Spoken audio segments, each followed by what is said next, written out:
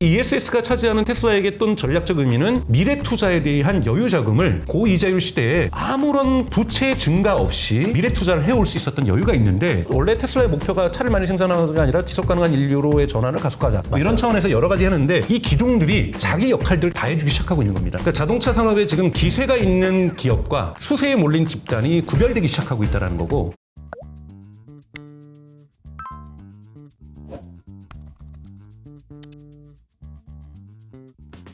공장 가동률이 어떻게 변동되고 있는가. 근데 지금 폭스바겐이 위기를 겪은 것은 공장 가동률의 위기라는 거예요. 안 팔리니까요. 네. 안 팔리니까. 그렇게 되면 자동차 산업의 특성상 200만 대를 팔면 그거 갖고 돈 벌면 되지 않냐가 아니라 200만 대는 싹 다 적자 보면서 팔게 되는 겁니다.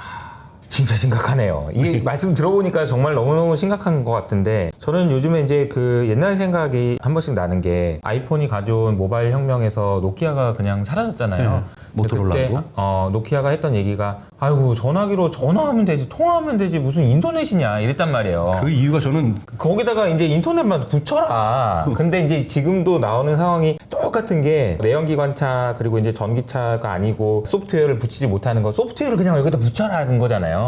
안 된다는 거잖아요. 폭스바겐에서 해보고 다 해봤는데 될 줄 알았는데 안 되고, 이런 것들이 확인되면서 상당히 심각한 위기를 겪고 있네요 지금. 그렇죠. 이런 기업이 근데 독일 기업은 중국에 의존했기 때문에 중국 차들이, 전기차들이 부상하면서 가장 큰 타격을 받고 있고요. 네. 오히려 중국의 의존도가 낮았던 현대기아차는 타격을 안 받고 있는 거고. 다행이에요. 그러니까 중국의 의존도가 안 팔리는 게 너무 다행이에요. 근데 지금 현대기아차는 정말 역사적 기회를 맞은 거예요. 아이오닉 5가 중국에서 팔려요. 아 진짜요? 네. 전기차는 현대기아차도 팔립니다. 근데 이건 현대차는 너무나도 좋은 기회인 거예요. 내연기관의 타격 없이 네네. 전기차로 중국을 재진입할 수 있다는 것 자체만으로도 이건 대단히 좋은 기회라고 보는 거죠.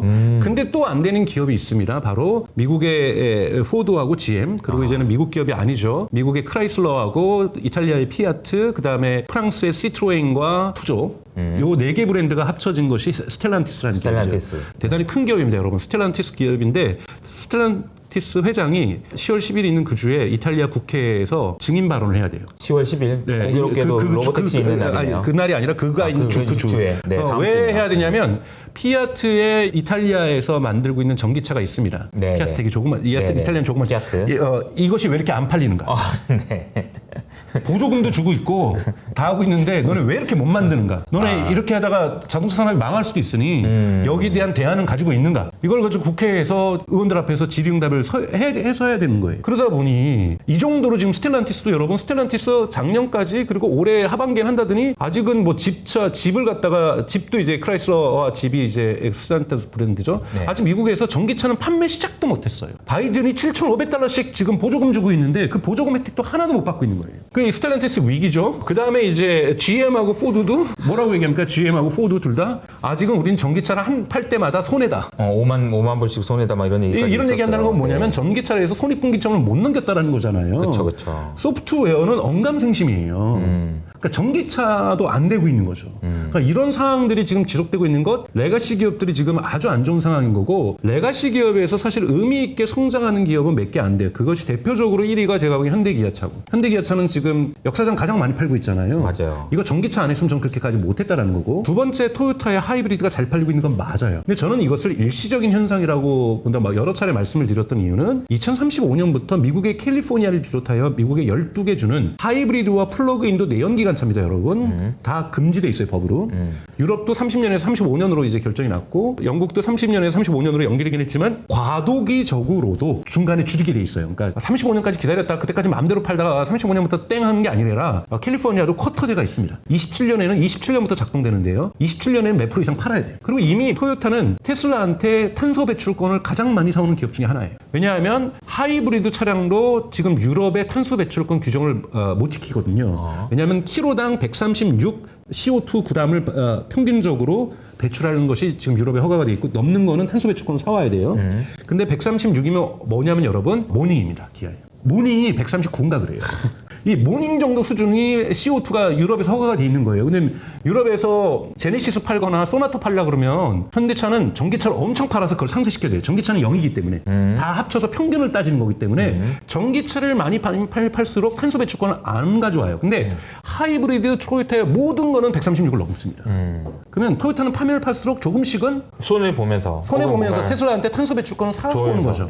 만약에 이 탄소 배출권 가격을 올려버리면 네. 난리 나는 거죠. 수익률에. 그렇기 때문에 중장기적으로는 물론 토요타도 전고체 배터리를 만든다든지 전기차 모델이 있어요. 근데 토요타의 CEO가 회장이 뭐라 그랬습니까? 2030년이 가도 전기차의 시장 점유율은 30%를 넘지 못할 거라고 얘기를 했어요. 거기에 맞춰서 타겟팅되어 있는 중국에서 지금 토요타도 매출이 줄고 있어요. 그걸 맞추기 위해서 심지어는 중국에 판매되는 토요타의 전기차는 비아디가 설계한 거예요. 그 모델 그냥 그대로 갖다 쓴 거거든요. 아하. 그 정도로 중국에서 대중화된 차량을 생산할 수 있는 능력을 비아디는 못 갖고 있고 토요타가 이제 자체의 브랜드를 가지고 가서 미국 시장의 공략을 시작을 하려고 하는 거죠. 그러니까 그 정도로 토요타의 전기차 실력이라는 그럼 거기에서 소프트웨어 실력은 과연 있을까요? 저도 솔직히 말하면 저도 테슬라가 한국에 들어오기 전에 차를 샀기 때문에 제가 얼마나 바보 같은 짓을 했냐면 제가 토요타의 플러그인 하이브리드를 당시에 5년 전에 샀거든요. 아, 네네.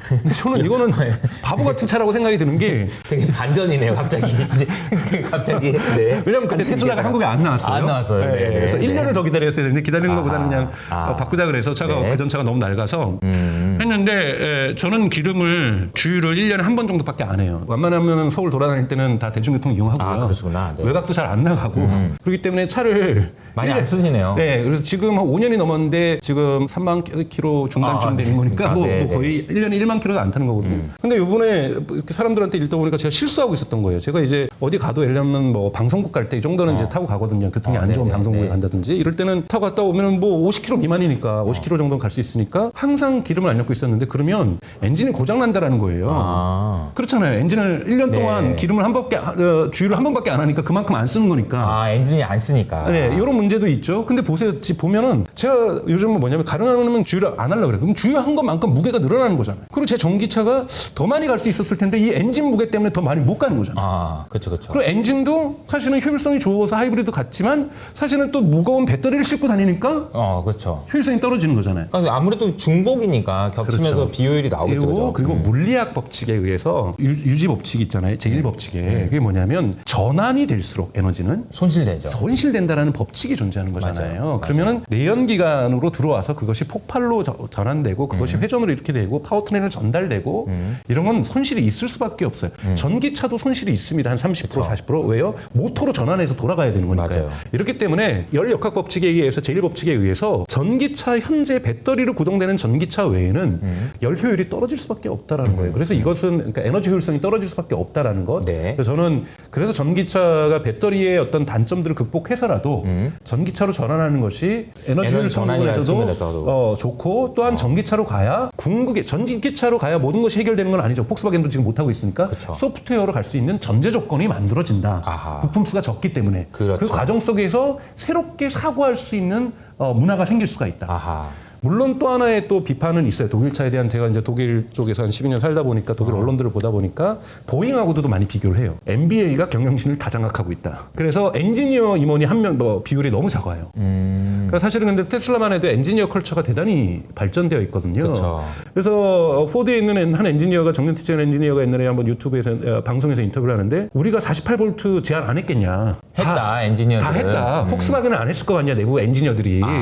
이건 누가 봐도 바보가 아닌 이상 엔지니어들 입장에서는 12V에서 48V 하는 거 맞다. 제가 보기엔 현대기아차에서도 엔지니어들은 아마 건의했을 거예요. 근데 경영진이 야 그거 다 바꾸기 위해서 부품 다 바꿔야 되는데. 그럼 돈이 얼마 드는데? 그거 아는데 올해 목표는 우리 요만큼인데 요만큼의 퍼포먼스만 너네는 증가시켜주면 돼. 우리가 엑셀로 볼 때 정리할 때 요 정도면 딱 맞아. 그리고 그걸 위해서 R&D 비용 얼마큼 써. 이거만 맞춰주면 너네는 할 일을 다 한 거야.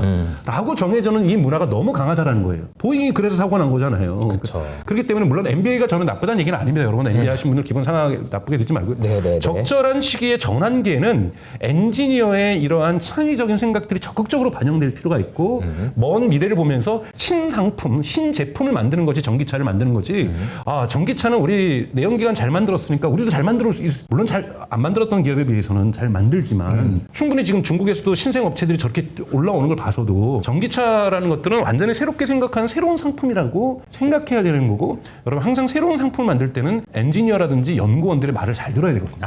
지금도 마찬가지로 사실은 삼성전자하고 우리가 SK 하이닉스도 좀 그런 얘기를 하는 거잖아요. 맞아요. 그러니까 이런 부분에서 지금 세 번째 이유로 독일 언론들이 뽑고 있는 것은 여기에 너무 지나치게 MBA 출신들이 장악하고 있는 문화, 그래서 새로운 혁신들을 억제하면서 재무적인 효율성만을 추구했던 것. 이것도 하나의 실패의 원인이라고는 저의 주장이 아니라 그렇게 이야기는 하고 있습니다. 테슬라를 중심으로 이야기를 하다가 이제 자동차 산업에 대한 이야기를 쭉 해주셨는데 이게 임계점에 와 있는 것 같아요. 어려운 이유에 대한 쭉 설명을 해주셨는데 이 회사들이 정말 너무너무 어려워져서 공장 문을 닫는다든지 사업 구조 조정을 한다든지 브랜드를 매각한다든지 뭐 이런 정도의 결단력 있는 그런 결정이 나오지 않을까 싶기도 하고, 이렇게 됐을 때는 결국은 산업의 구조 조정이 진행이 되는 거죠. 그러면서 플레이어 수가 줄어들게 되고, 어떻게 보면 이게 이제 테슬라에서 관점에서 이 상황을 보고 있으면 가만히 있어도 뭐 전기차 못 파니까 나는 이제 크레딧 더 많이 팔겠는데 이게 될 거고, 못 하겠다고 손 들고 나오면 어차피 내가 할 거니까, 그리고 포드가 나한테 와서 또 도와달라고 할 수도 있고 등등, 이게 그냥 꽃놀이패가 아닌가 이런 생각이 그렇죠. 들어요. 여기서 또 하나 보셔야 될 것이 테슬라의 ESS 사업이 갖고 있는 그렇죠. 전환기에서의 의미라고 볼 수가 있습니다. 우선 ESS 지금 메가팩이라고 테슬라에서는 이름 붙이고 있고, 이 부분이 지금 장사 너무 잘 되고 있죠. 맞아요. 이번에 3분기 때는 좀 줄었지만 왜냐하면 이건 매출 구조를 보셔야 되는 것이, 메가팩을 판매했을 때 재무제표에 이것이 매출로 찍히지 않습니다. 메가팩을 가지고 가서 오스트리아, 호주에서 주문했으면, 뉴질랜드에서 주문했으면 거기까지 싣고 가서 설치 다 끝내서 작동 시장에서 그리드에 연결될 때 돈이 지급돼요. 인스톨이라고 해요. 그러니까 설치가 완료된 이후에 작동이 가동된 이후에 돈이 지급되기 때문에 이것에 대한 매출은 분기마다 다를 수밖에 변동이 있을 수 있다. 그러니까 3분기에 많이 팔았을 수도 있지만 3분기에 여름을 통과하면서 설치가 늦어졌을 가능성도 존재하는 거고, 이걸 보셔야 된다는 거고, 지금 최대 용량은 지금 2분기 때 9GWh까지 했잖아요. 근데 지금도 로스롭에 있는 생산 라인을 메가팩에게서 계속 증설하고 있거든요. 그러면 저는 이 로스롭만으로도 내년에는 50GWh는 충분히 팔 수 있다고 저는 생각이 들어요.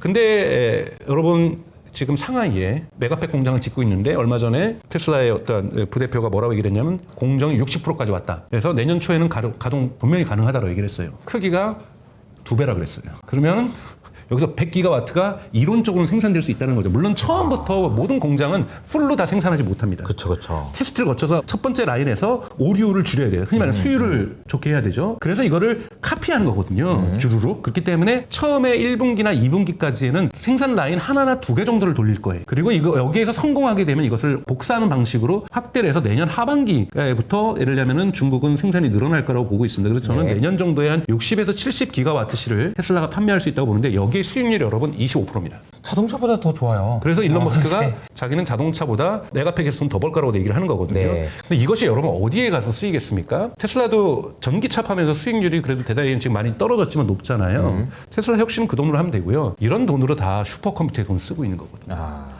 슈퍼컴퓨터를 갖고 있는 자동차 기업 여러분 들어보셨습니까?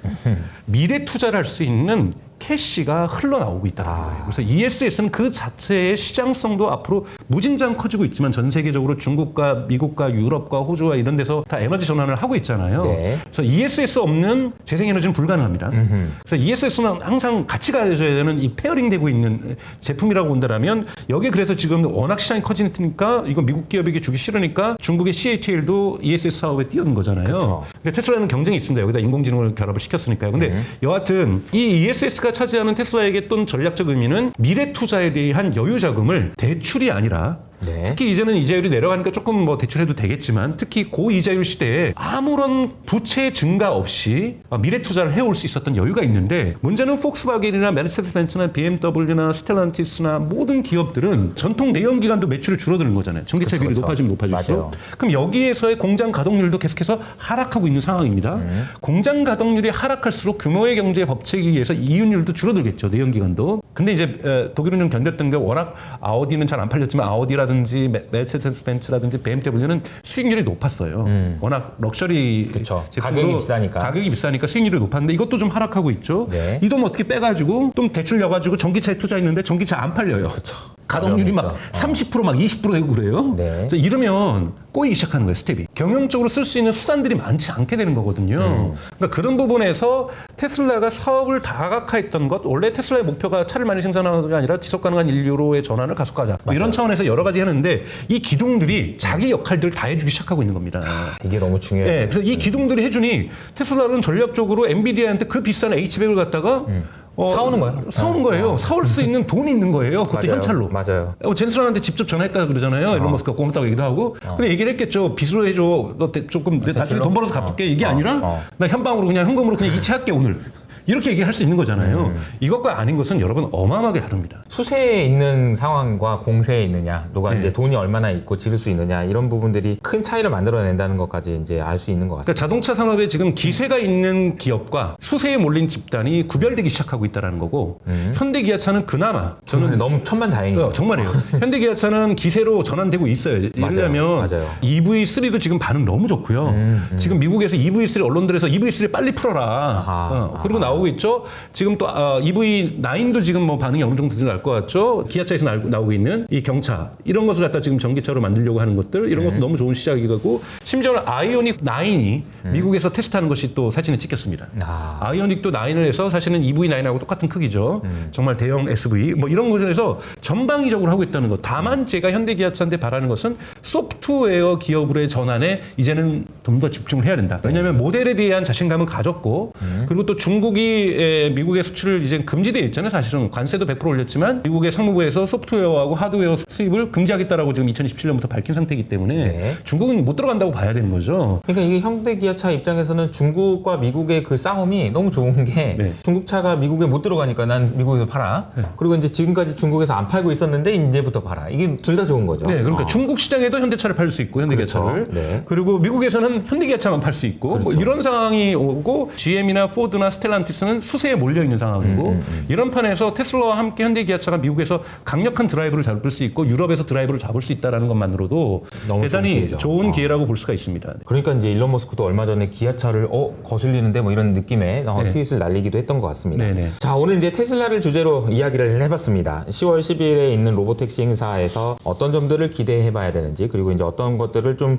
분별 있게 좀 봐야 되는지에 대한 이야기를 했고요. 2부에서 나왔던 얘기는 아마 여러분들이 다시 한번 좀 곱씹어서 보셔야 되는 내용일 거예요. 자동차 회사가 진짜 엄청난 구조조정, 변혁의 시기에 있고 그 과정에서 테슬라가 가지고 있는 그런 잠재력이 어느 정도 되는지에 대해서 생각해 볼 수 있는 것 같습니다. 물론 이 부분이 이제 주가에 반영돼서 이제 포드나 GM 같은 경우에는 PER이 뭐 7배고요. 테슬라는 70배니까 이런 부분들이 주가에 많이 반영돼 있다는 건 맞지만 앞으로 이 방향이 어느 방향으로 갈 거냐, 이 수세에 있던 애들이 다시 공세로 갈 거냐, 아니면 이대로 그냥 게임이 끝날 것이냐라고 생각해 보면 합종 연행이 더 많이 일어날 수도 있고요. 네, 또 M&A라든지 딜이라든지 이런 것도 주가를 또 올릴 수도 있으니까 그럴 수도 있죠. 이런 것도 그러니까 보셔야 되죠. 그런 부분들까지 감안하셔서 이제 투자하실 때 판단하시면 좋을 것 같다는 생각이 듭니다. 자, 그러면 오늘도 강정수 박사님과 아주 재미있는 이야기를 나눠봤는데요. 저희는 다음 시간에 또 찾아뵙도록 하겠습니다. 감사합니다. 고맙습니다.